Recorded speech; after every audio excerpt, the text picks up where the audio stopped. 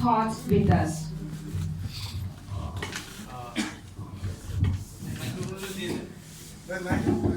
All right, okay. So, sure, that's a lot. All right. So, first of all, I'd like to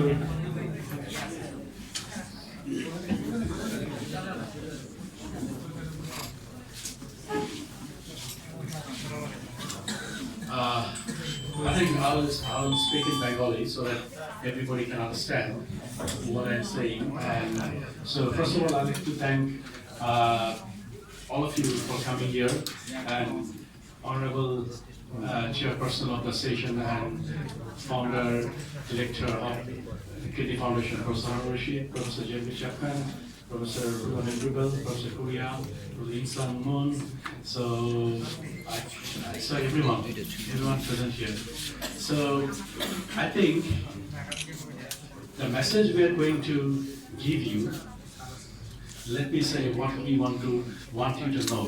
So I'll say it in Bengali. So please forgive me for speaking in Bengali, because it will be easier for them to understand if I speak in Bengali. আমাদের দেশে প্রতি বছর 40 থেকে 50,000 মানুষ মারা যাচ্ছে kidney failure হয়ে। এবং আমাদের দেশে প্রায় 2 কোটি লোক বিভিন্ন রকমের কিডনি রোগে ভুগতেছে। এবং যখন একটা মানুষের দুটা কিডনি নষ্ট হয়ে যায়, তখন কিন্তু বেঁচে থাকার উপায় হচ্ছে ডায়ালাইসিস অথবা কিডনি ট্রান্সপ্লান্টেশন। দুইটা চিকিৎসাই কিন্তু অত্যন্ত ব্যয়বহুল। ডায়ালাইসিস আপনারা জানেন যে ডায়ালাইসিস প্রতি সরকারি হাসপাতালে হয়তো একটু কম লাগে, কিন্তু বেসরকারি হাসপাতালগুলোতে 4 থেকে 5,000 টাকা লাগে প্রতিবার ডায়ালাইসিস। সপ্তাহে 3 দিন করে ডায়ালাইসিস করতে হয়, এবং সেটা দেখা যায় যে কিছুদিন পরে যারা ডায়ালাইসিস করে সেই পেশেন্টরা তাদের ঘর বাড়ি যারা খাটো তারা সামনে যাও। সুতরাং উনি যখন ডায়ালাইসিস করতে আমরা দেখেছি যে আমাদের বিভিন্ন সমীক্ষা থেকে আমরা জানি যে যারা ডায়ালাইসিস শুরু করেন তাদের প্রায় 75% না 75% মানুষই 6 মাস থেকে 1 বছর পরে ডায়ালাইসিস বন্ধ করে দিতে বাধ্য হন, কারণ তাদের হাতে আর টাকা নেই। ডায়ালাইসিস বন্ধ করে দিতে বাধ্য হন, এবং তারা যখন মারা যান, শুধু তারাই মারা যান তা না, ডায়ালাইসিস বন্ধ করে তাদের পুরো পরিবারটা পথে বসে যায়। সুতরাং আমাদেরকে এই জন্য কিডনি রোগীদেরকে সাহায্য করতে চাইলে আমাদেরকে আসলে যেটা প্রথমে করতে হবে সেটা যে কিডনি রোগকে আগে প্রাথমিক পর্যায়ে আমাদেরকে শনাক্ত করতে হবে, এবং সেগুলোকে আমরা চিকিৎসা দিয়ে যাতে তারা কিডনি ফেলিয়ারের দিকে না যায় সেই চেষ্টা করতে হবে। সেই চেষ্টা হচ্ছে আমাদের 1 নম্বর কাজ আমি মনে করি। সেই চেষ্টা করতে হবে, এবং সেই চেষ্টা করার জন্য আমাদের যেটা দরকার সেটা হচ্ছে যে আমরা স্ক্রিনিং প্রোগ্রাম যদি আমাদের শুরু করতে পারি, এবং সেটা হচ্ছে টার্গেট পপুলেশন, মানে কাদের সবার করার প্রয়োজন নাই, কাদের যেমন যাদের ডায়াবেটিস আছে তাদের কিডনি সমস্যা হচ্ছে কিনা, যাদের ব্লাড প্রেশার আছে তাদের কিডনি সমস্যা হচ্ছে কিনা, যাদের জীবনে কোনোদিন কিডনি রোগ হয়েছিল ছোটবেলায় তাদের কিডনি সমস্যা আছে কিনা, প্রস্রাবের সঙ্গে যাদের প্রোটিন যায় তাদের কিডনি সমস্যা আছে কিনা, এবং যাদের পরিবারে কিডনি রোগের ইতিহাস আছে তাদের কোনো কিডনি সমস্যা হচ্ছে কিনা। এইগুলো তাদেরকে যদি আমরা স্ক্রিন করতে পারি, মানে পরীক্ষা করতে পারি, কয়েকটা জিনিস পরীক্ষা করলেই হবে। একটা হচ্ছে আপনার ব্লাড সুগার, ওর ব্লাড প্রেশারটা মাপতে হবে, ওনার মানে স্টিক দিয়ে ইউরিনের প্রোটিন যাচ্ছে বের করতে পারি, এবং আমরা হাতে আপনারা জানেন যে ছোট্ট গ্লুকোমিটার দিয়ে আমরা ব্লাড সুগারটা সেটা বের করতে পারি। এই কয়েকটা জিনিস করে আমরা কিন্তু এই পেশেন্ট এইগুলোকে আগে ডিটেক্ট করতে পারি। ডিটেক্ট করে তাদেরকে চিকিৎসা আওতায় আনতে হবে, এবং চিকিৎসা করে যাতে তাদের কিডনি ফেলিয়ার থেকে তাদেরকে রক্ষা করা যায়, এবং কিডনি ফেলিয়ার হলেও যেটা অনেক দিন পরে হয় তাতে তাদের আয়ু অনেক বৃদ্ধি পাবে। এটা হচ্ছে আমাদের 1 নম্বর কাজ। 2 নম্বর হচ্ছে যে ব্যাপারটা আমরা বলতে চাচ্ছি সেটা হচ্ছে যে সুতরাং আমাদের ওই কাজটা করা প্রয়োজন, প্রিভেনশন। আমাদের মনে রাখতে হবে যে আমাদের কিডনি রোগ প্রতিরোধ করতে হবে, কারণ আমরা সব রোগের চিকিৎসা করতে পারবো না। আমাদের দেশের সম্পদ কম, আমাদের দেশে মানুষের আর্থিক সামর্থ্য অনেক কম। 2 নম্বর যে ব্যাপারটা হচ্ছে সেটা হচ্ছে যে কিডনি যখন আপনার ফেল করেই যাবে তখন তো আপনাকে কিডনি ট্রান্সপ্লান্টেশন কিংবা ডায়ালাইসিস করতে হবে। ডায়ালাইসিসের চেয়ে ট্রান্সপ্লান্টেশন করা ভালো। কেন ভালো? কারণ হচ্ছে ট্রান্সপ্লান্টেশন করলে আপনার যে জীবনযাত্রার যে মানটা থাকবে সেই মানটা ডায়ালাইসিসের চেয়ে অনেক ভালো। আপনি অনেক বেশি সুস্থ মানুষের মতন আপনি চলাফেরা করতে পারবেন, এবং অনেক বেশি সুস্থ মানুষের মতন আপনি জীবন নির্বাহ করতে পারবেন। তো সেই জন্য ট্রান্সপ্লান্টেশনটা আমরা মনে করি যে ডায়ালিসিসের থেকেও যদি পারা যায় আগে করা যদি সম্ভব হয় আর কি। তখন ট্রান্সপ্লান্টেশন করতে গেলে যে সমস্যা সেটা হচ্ছে যে কিডনি দরকার।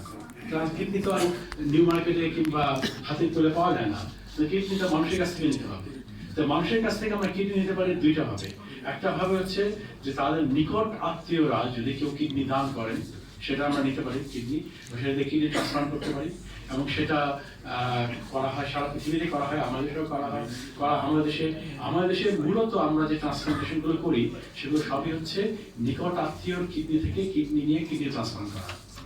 হ্যাঁ, কিন্তু সমস্যা হচ্ছে অনেক সময় কিডনি পাওয়া যায় না, আত্মীয় স্বজনের মধ্যে অনেকে দিতে রাজি হন না, কিংবা এরকম ব্লাড গ্রুপ মিলবে এরকম আত্মীয় স্বজন পাওয়া যায় না, ফলে আপনার কিডনি স্বল্পতা আছে এবং কিডনি স্বল্পতার জন্য কিন্তু ট্রান্সপ্লান্টেশন কম হচ্ছে। সুতরাং আমরা যদি এটা শুধু বাংলাদেশের সমস্যা না, এই সমস্যা সারা পৃথিবীর যে শর্টেজ অফ কিডনি নাই, পর্যাপ্ত সংখ্যক কিডনি নাই আমাদের হাতে যে আমরা কিডনি ট্রান্সপ্লান্টেশন করতে পারবো। সুতরাং আমাদের কিডনি ট্রান্সপ্লান্টেশন করা প্রয়োজন। আমরা কিডনি ট্রান্সপ্লান্টেশনটাকে কি আরো বেগবান করতে চাই, তাহলে আমাদের এটা দরকার যে মৃত মানুষের কিডনি সংযোজন আমরা করতে পারি কিনা। আচ্ছা, এখানে একটা ভুল কনসেপশন আছে অনেকের। এখানে মৃত বলতে আমরা মিন করেছে ব্রেইন ডেথ। এখন ব্রেইন ডেথ কনসেপ্টটা নিয়ে অনেকেরই ভুল ধারণা আছে। যেমন ধরেন একজন মানুষ একটা রোড অ্যাক্সিডেন্টে আহত হলো, তাকে একটা হাসপাতালে চিকিৎসা করতে নিয়ে যাওয়া হলো এবং রোড অ্যাক্সিডেন্টে তার মাথায় আঘাত পাইছে সে। এখন যেটা হবে এক সময় যে তাকে আমরা তো ভেন্টিলেটরে দিয়ে দেব, মানে সে অনেক আঘাত আছে, সে অনেক দিক থেকে সে মানুষ অজ্ঞান, তার ব্রেইনে মাথায় আঘাত পাইছে। এখন এক সময় কি হবে, সে ভেন্টিলেটরে যাবে। ভেন্টিলেটরে আপনার যেন একবার বলেন লাইফ সাপোর্টে চলে যাবে। লাইফ সাপোর্টে যখন তারা থাকেন, যারা ভেন্টিলেটরে থাকেন, একটা সময় পরে যেটা হয় যে এর মধ্যে একটা কিছু সংখ্যক মানুষের ধীরে ধীরে ব্রেনটা কার্যক্ষমতা হারিয়ে ফেলে। সেটাকে আমরা বলি brain stem death. Brain stem মানে হচ্ছে আমার ব্রেনের যে অংশ আছে, একটা হচ্ছে বড় অংশ, একটা হচ্ছে স্টেম। স্টেম মানে হচ্ছে মানে বাংলা কি বলে মানে স্টেম কাণ্ড। আচ্ছা, রাইট, কাণ্ড। হ্যাঁ, কাণ্ড। এই ব্রেন স্টেমের মধ্যে আমাদের ভাইটাল সেন্টার গুলো থাকে। আমরা যে শ্বাস প্রশ্বাস নেই, আমাদের যে জ্ঞান, আমরা যে সুস্থতা, আমাদের সেটা সেই সেন্টারগুলো সব ভাইটাল সেন্টার, হার্ট, আপনার সব ভাইটাল সেন্টারগুলো ব্রেন স্টেমে থাকে। যখন ব্রেন স্টেমটা নষ্ট হয়ে যায় তখন কিন্তু সে আর বেঁচে থাকবে না, সে আসলে বেঁচে নাই সত্যিকার অর্থে। কিন্তু আপনি ভেন্টিলেটরে যতদিন থাকবে তখন দেখবেন তার হার্ট চলতেছে, সত্যিকার অর্থে তার হার্ট চলতেছে, কিন্তু সে আসলে মৃত, কারণ তার ব্রেন স্টেমটা নষ্ট হয়ে গেছে। ব্রেন স্টেমটা যদি নষ্ট হয়ে যায় তাহলে সে আর কোনোদিন ফিরে আসবে না। কিন্তু আপনি তাকে ভেন্টিলেটরে রাখলে তার কিন্তু হার্ট চলতে থাকবে। সুতরাং এটা মানুষকে বোঝানো একটু ডিফিকাল্ট যে হার্ট চলতেছে কিন্তু আসলে মৃত। তা আমরা কেমন করে বুঝবো?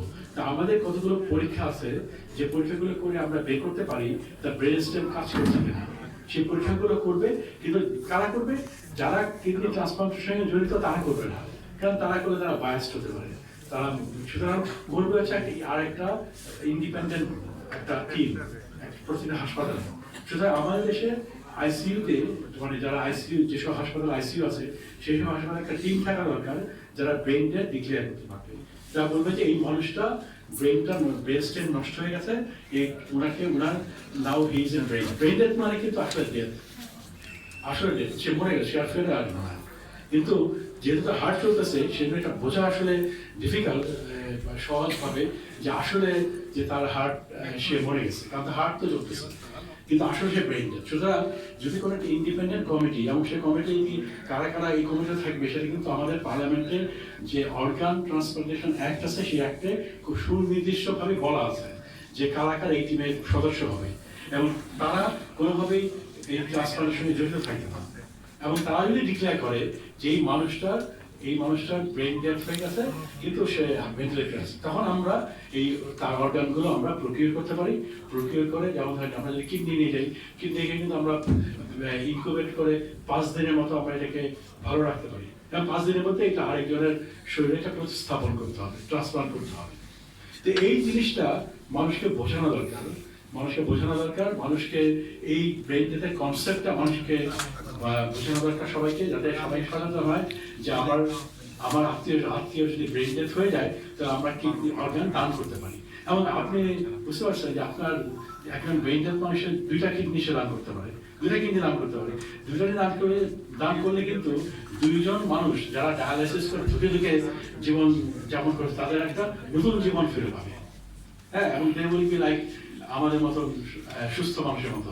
সুতরাং সেই জন্য এই আপনার আমরা যদি এই ডিজিজ ট্রান্সপ্লান্টেশনটাকে আমরা আরো ইয়ে করতে পারি, আরো বেশি চালু করতে পারি, এবং মানুষকে যদি মানুষ বুঝে যে আমি আমার কিডনিটা দান করে যেতে পারি, সে এই যে কোনো সময় এই ডোনার কার্ড, যেটা কিডনি ফাউন্ডেশন কিংবা আরো অন্যান্য সেই ডোনার কার্ড সে ফিল আপ করে যে তার যে মত আছে তার অর্গান নেওয়ার ব্যাপারে সেটা বলে যেতে পারে, কিংবা সে মৌখিকভাবে তাদের আত্মীয় স্বজনদেরকে বলে যেতে পারে যে আমি আমার এরকম অবস্থায় যদি আমি পড়ে যাই তাহলে তোমরা আমার অর্গান দিতে পারো। হ্যাঁ, সেটা সে যদি বলে যায় তাহলে আমাদের আর কোনো লিগাল প্রবলেম থাকবে না।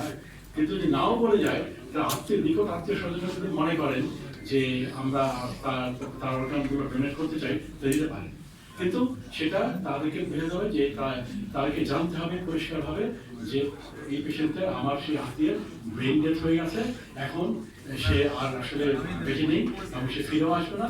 সমস্ত অর্গানগুলো দিয়ে আমরা মানুষকে হেল্প করতে পারি, মানুষকে সাহায্য করতে পারি, মানুষকে নতুন জীবন দান করতে পারি।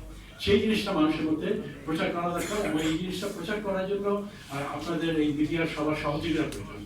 কারণ এই জিনিসটা নিয়ে অনেকের মধ্যে কনফিউশন আছে, যে সেই কনফিউশন যাতে দূর হয়ে যায়, মানুষ যাতে সহজভাবে বুঝতে পারে যে এই ব্রেন ডেথ ব্যাপারটা কি, এবং কিডনি দান করলে এবং কিডনি দান। এবং আরেকটা জিনিস আমার মনে হয় আমাদের করতে হবে, যেটার কাজটা আমাদেরকে করতে হবে নেফ্রোলজিস্টে বাংলাদেশে, সেটা হচ্ছে যে আমাদেরকে একটা লিস্ট তৈরি করতে হবে যে কারা কারা অর্গানটা পাবে।